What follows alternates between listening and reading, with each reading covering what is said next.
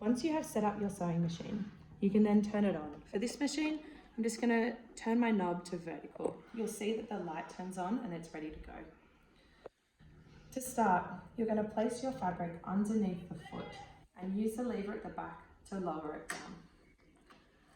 I'm going to hold with my left hand the threads out the back, and when I sew, I'm going to have my right hand underneath.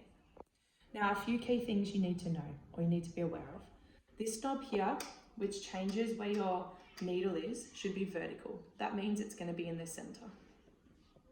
When I say we're going to reverse, this is how you do it on this machine. Lift this up to reverse and drop it back down when you want to go forwards. Let's start. Holding the threads out, holding my fabric. I'm going to press onto my presser foot nice and slow. So gently pressing the presser foot, your machine will go forward. Now we want to reverse at the beginning and the end of our stitch. So I'm going to keep holding my fabric and I'm going to hold the reverse. It's going to go back for a few stitches, drop it back down, regain my position, and I'm going to continue going forward. Nice and easy. I can adjust my hands if it feels more comfortable.